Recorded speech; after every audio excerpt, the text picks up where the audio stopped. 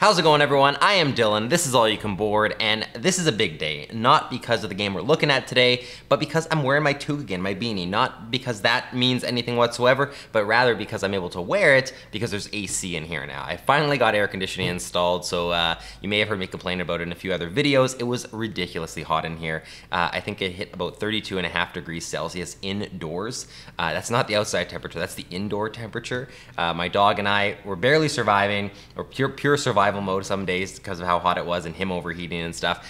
Air conditioning is installed. I'm able to wear this and not overheat. This is fantastic. So just as an aside, I wanted to throw it out there. But let's jump in today because we're not actually talking about the loop. In fact, we are talking about the expansion for the loop, which is the, I was just gonna call it Fauxzilla, but it's the Revenge of Fauxzilla. So I'm here to talk about this today because we were sent this expansion from Pandasaurus Games to take a look at, and we had actually never played the loop when they offered to send it to us. So we got a copy of the loop and we played a bunch of that first, and then dove into the expansion. So we had the proper things to compare it to, and actually to see how this expands on the game, and whether it's an essential expansion, a nice to have expansion, whatever the case may be. So we could bring that verdict to you guys and let you know what we think. So that's what we're going to talk about today. That's the main thing I want you to be able to take away from this video is if the question of, is this a must-have expansion that if you have the loop, you just have to pick this up? Or is this a nice-to-have expansion in that this basically takes a game that is already good and just says, here's more of it? So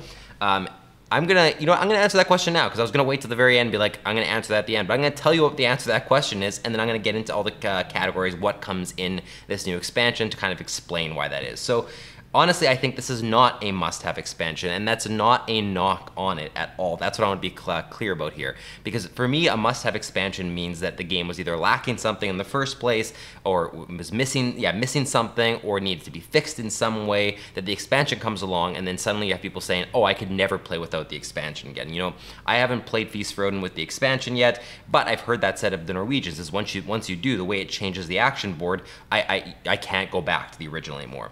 And to me, it's great that an expansion could be that important and be something you want to go pick up and reinvent the game, but it also says something about the original design and that they realized something after the fact and said, now we have to fix this, you have to pay extra money to have that fixed in some way. In some cases, it might be that the original game feels broken, needs that fix. In some cases, it doesn't, and once you have it, you have something in your gaming life now that you didn't realize you wanted. What we have here is a case of a base game that is really good, comes with a variety of scenarios and different ways to experience it, different characters, different cards that can come every single game, the artifact cards, and then they basically said, we're gonna release an expansion that just gives you more of this so that it prolongs the longevity of the game. We're gonna give you 2 new characters, we're gonna give you 2 new scenarios, we're gonna give you 2 new mission tiles, we're gonna give you 8 new artifacts, general artifacts, as well as the starting artifact decks for the new heroes. So it's just basically saying, here's a bunch of more cool stuff if you've enjoyed the loop and you feel like you've exhausted everything it has to offer.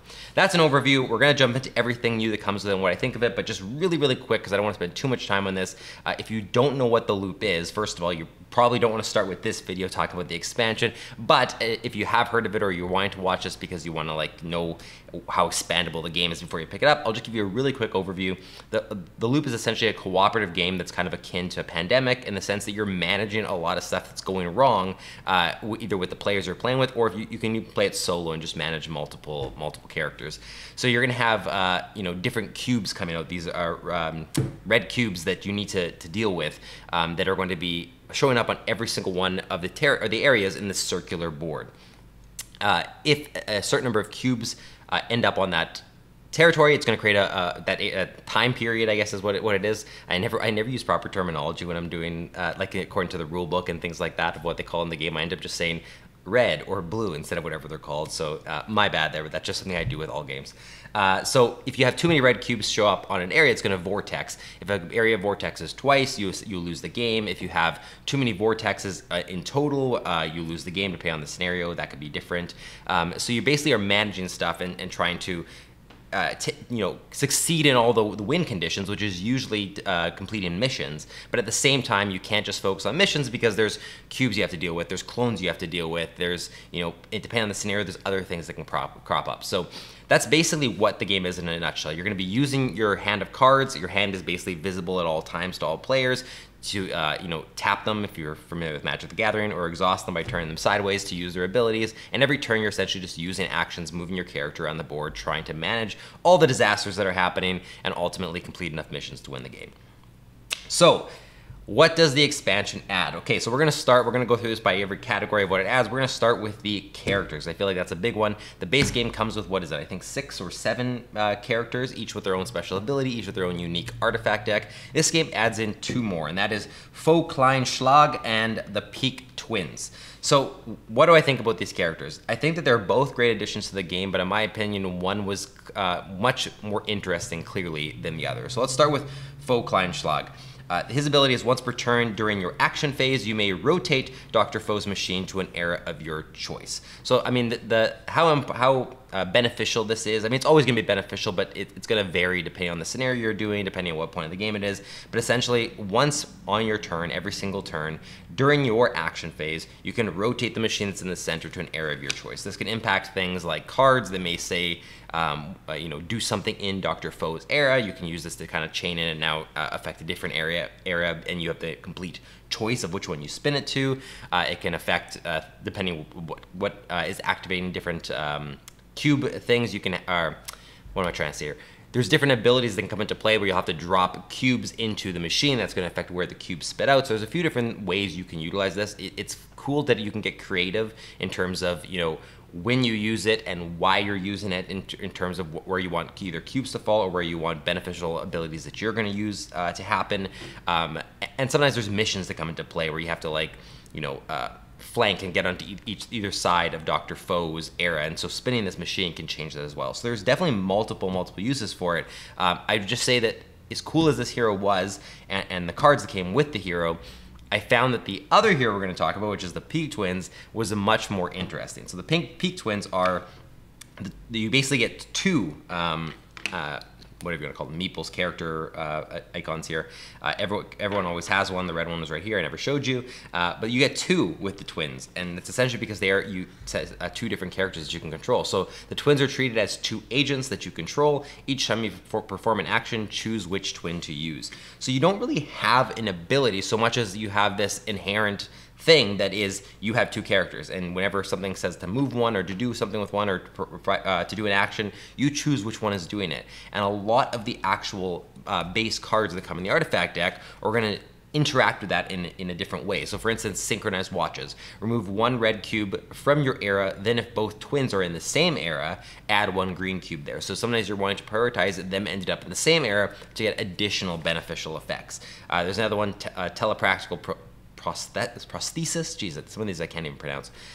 Remove 1 red cube from each twin's era. So in that case, you want them to be separate so you can get multiple removals going on. So that's what I think is really neat, is that all the base cards naturally react with the fact that you have these 2 characters on the board, but even cards that came from the game previously, now you're choosing which character is going to carry out those actions. That's really cool and can add into some really neat things where now if you have a twin on 2 different eras, you can push clones in one, push clones in another, be, essentially acting as if you're another player, but working off the same hand of cards, same deck of cards. Very, very cool. They're both good characters. I don't think either one is a bad addition to the game. I just think that the twins were way more interesting to watch unfold on the board than a Fauxzillapocalypse was. But they're both great. So the characters are awesome additions. There are 2 missions that are added to the game, so we're going to talk about the missions. This is a minor addition because they won't always show up in every single game unless you purposely want to put the new missions in. There's a lot of missions to choose from, and certain ones get left out every single game, but you may still have them show up, obviously. We have Antimatter Charge. This is use a black hole artifact in your hand in this era 3 times. You can only do this once per turn.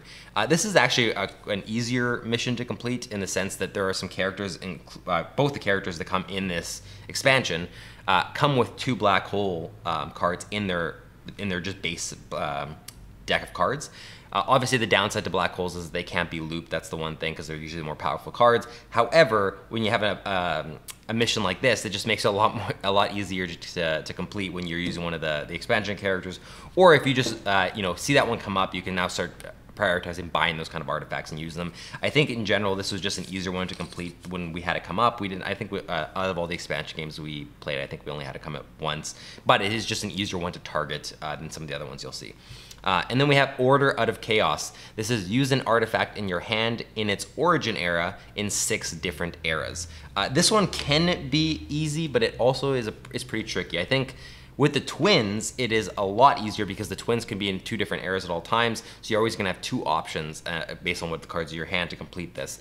It's really gonna come down to which artifacts you've purchased, what starting decks you've used, and how easy it is for you to traverse the board to get where you need to go, because you might be using these artifacts every single turn, but now you have to focus on being in its origin era, which is sometimes going to be out of the way, and you have to ask yourself, do I want to go all the way out of the way just to use this artifact from here instead, or do I want to just not get one of the bonuses this round? So cool additions. Neither one is like I almost expected if they're going to add more missions into the game, it would be like more difficult missions, but these ones seem to be pretty balanced, as one's easier, one seems to be an intermediate one that they haven't really done it to increase the difficulty of the game. They've done it more so to just increase the variety, which I like. You don't have to always increase the difficulty and sort of have that effect of anytime you release something new for the game, it's like the power creep you see in card games and things like that, where everything gets harder and gets harder and gets harder. That's cool if you want to keep being challenged, but it also makes the old stuff and the original game sometimes obsolete, or some of the things you'll include, you'll be like, oh, now it feels too easy. So I like that they went this route instead. I think that's a really good call. In terms of the new artifact cards, this is the only disappointment I have with this expansion. The cards themselves are great additions, don't get me wrong, but there's only 8 of them. I would have loved to have seen way more artifact cards added in the expansion. Just because the artifacts are honestly one of the best parts of the loop. They add so much variety, depending on which ones come up every single game. You only see a fraction of them usually every game. The flavor on them and the theme on them is amazing. The abilities keep the game fresh and interesting and fun and wild at times. So to add 8 new ones, it's great that we have 8 new artifacts, but I felt like there was times where I was playing with the expansion and with them in the deck going like, I want to see the new ones. Like I would have loved for there to have been like 20 or 30 new artifacts. And yes, maybe that's too many, and maybe then they would have had to add in a rule, say at the start of the game, take out 10 to 15 artifacts at random, and those won't be in this game or something. I don't know how you probably balance for that, or if the deck would get too large. I just think more variety in the artifacts would have been super welcome, and it would have been amazing to see. That's sort of what I was most excited about, second most excited about after the scenarios coming into this expansion. So the 8 was a little bit of a letdown. Obviously you do have the starting ones, so I'm saying 8 general ones. You do get 2 full starting decks for each character, but because those are very character specific and you're only going to experience them if you play new characters, it would have been great to have more to the general pool, so that even if you're playing with older characters, you're seeing a bunch of new artifacts. That being said, there are some great ones in here. One of my standouts that I really love is Double Rainbow. The reason I like this one is because the suit is wild and it can be from any origin era, and I can't go over every single time where that could work, but for some of the new scenarios or for requirements where you have to use specific types of artifacts, or like the one we just went over, Order Out of Chaos, the mission tile, using them in specific origin eras, it makes it a lot easier, and it's cool to customize and have that flexibility. I really liked it. The ability is just to drop 1 green cube into Dr. Foe's machine, and then during any action you may choose the dimension origin era of this card. So it's a simple action, but it's the flexibility of the wildness essentially of the card that makes it so great. Another one of my favorites, I laughed every time it came up, was the very first force field, which is just a pile of poo, essentially. This says, move to any era. You may then spend 1 green cube to push any number of clones in your era to adjacent eras. This is a ridiculously powerful card. You get to move to any era for free, so you essentially get a free movement that goes anywhere, which is basically the ability on one of the original heroes from the loop, the blue one, I can't remember his name, but his was on your free movement, you can go anywhere. This essentially gives you that free movement anywhere, but then adds onto it that you can push any number of clones in that era as long as you use 1 green cube, which you'll often have access to. I loved that card, it was so good. I'm not gonna go over all of them, but there are some really great ones. There's Powers Combined, which has all the rings. I can't remember which TV show, Braden, when I was playing with him, knew better than me what it referenced, and I didn't know, but regardless, drop 2 green cubes into Dr. Foe's machine. If there's another agent in your era, drop 3 instead. Awesome. And again, another way with like manipulating the machine with just Faux Klein Schlag, being able to drop those cubes in is extra effective. So there's a whole bunch of really cool cards. They found some other interesting ways to sort of like tie into the new characters, but still make these cards effective throughout. I love to see it. Like I said, I just would have loved to have seen more.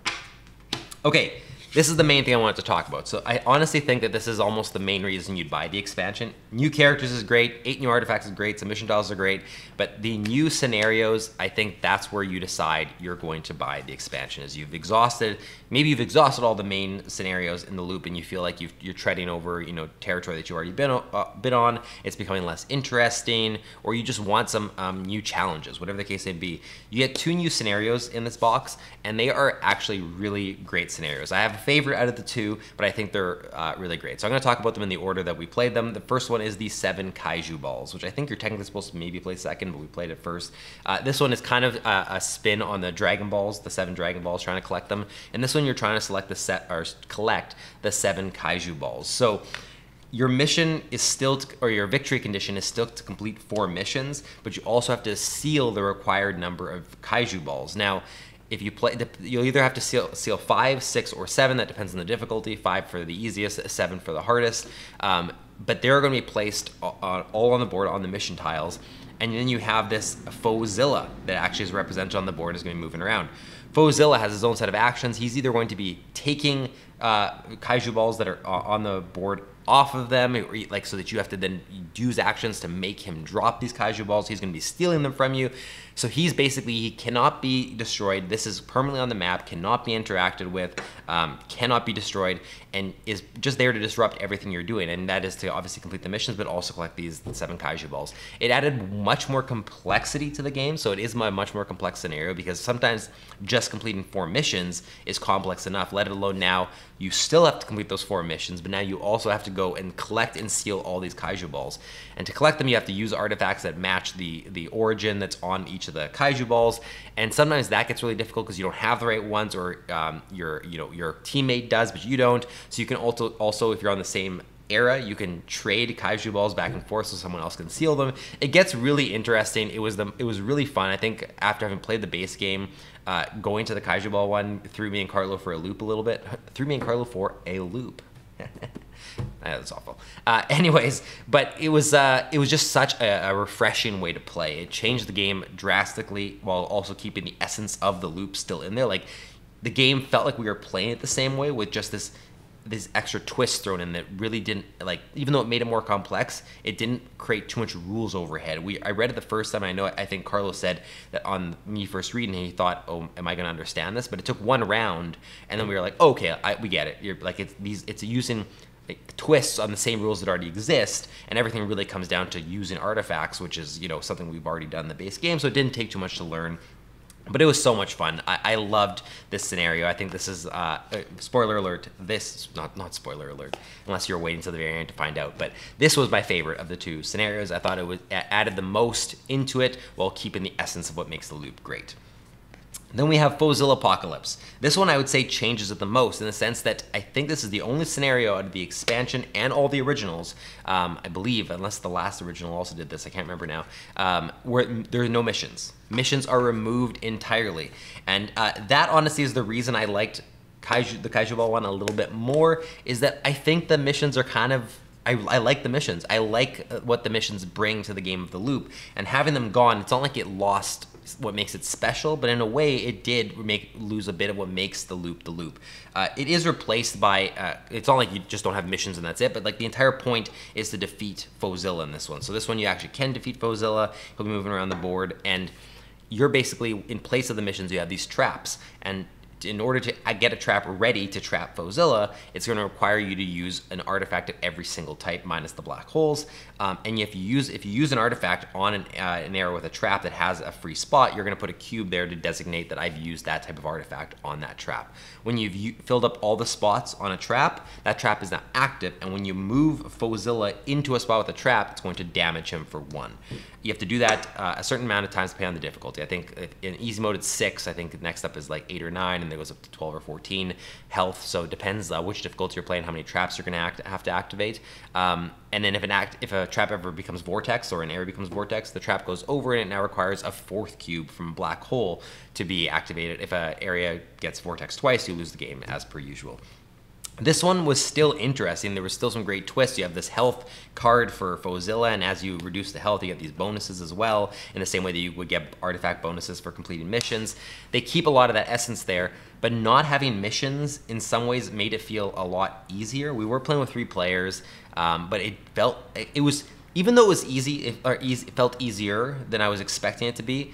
It felt like we were also like having to find the best strategy and create a grouping of ready traps so we could move Fauxzilla multiple times through them and stuff like that. So it felt like we were being effective and we were being rewarded for playing well, but it just felt a little bit too easy, and we probably can scale up the difficulty and whatnot. Obviously that'll increase the difficulty, but it felt less complex and less interesting than the Kaiju Ball one.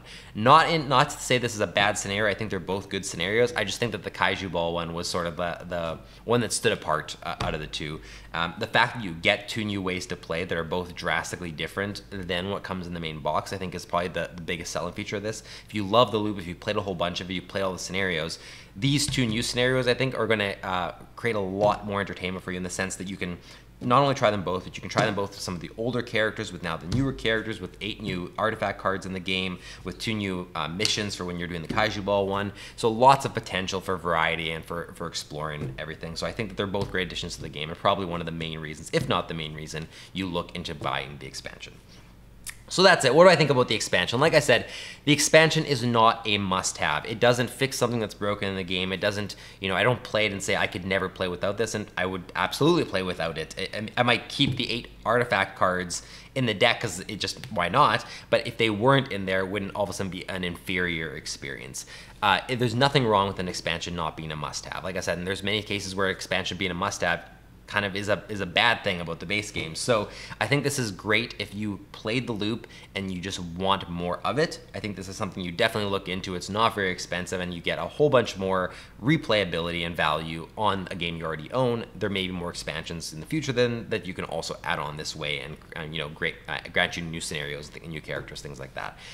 If you have played the loop and you thought, oh, this is good, but it's lacking here, or I don't like it enough because of this, nothing in this expansion is going to fix an issue with the loop. I could be wrong being that blunt about that statement, but if you didn't like the loop, I don't think this expansion does anything to change your mind. There's nothing in it that's all of a sudden going to make you go, well, I didn't like the base game, but if you want to play one of the new scenarios, well, now I enjoy the loop. The essence of the game's still there. What you do in your turn, how you interact with each other and the board and the opposition, everything is the exact same, just with new twists and new turns and things like that. So I think you're gonna either want this expansion or not want it based on how much you enjoyed the loop. And honestly, if you're watching this video, you probably had some sort of interest in the loop or enjoyed it and you're wanting to find out more. I think that in that case, it's probably worth checking into once you've had enough play with the loop. I think if you've only played the loop like once or twice, you probably still have a lot more to explore there before you need to jump into the expansion necessarily. Unless, of course, one of these characters or these scenarios sounds like something you're just so excited for, then by all means, get it. And you don't even have to have played through every scenario in the loop to enjoy these. They're not complex enough that it's going to be this barrier for entry. You can jump in at any point to these, jump back to the original content. That's what I think makes it a successful expansion. So I really do like this expansion, and also this whole entire experience with this game and the expansion made me realize how great of a game the loop really is. I think me and Carlo were surprised by it. It wasn't on our radar when it first came out. We didn't, for whatever reason, think it was going to be a game we were going to enjoy. We heard some great things about it, and now that we've played it, I think it's a really unique game and a much more, in some ways, a much more approachable co-op than even games like Pandemic or some other co-ops we've played. But in some ways, it's still also more complex, but it feels more natural. Your turns, it's a really quick playing game. Your turns go super fast. The game doesn't have to take very long whatsoever. We played a game at the loop where we only played for like half an hour to 45 minutes because we lost really, really quickly. Anything can happen. It's a really fun game, and the more you play, the better you get at optimizing it, and the more you can up the difficulty and up the challenge. So that is what I think of the Revenge of Fauxzilla.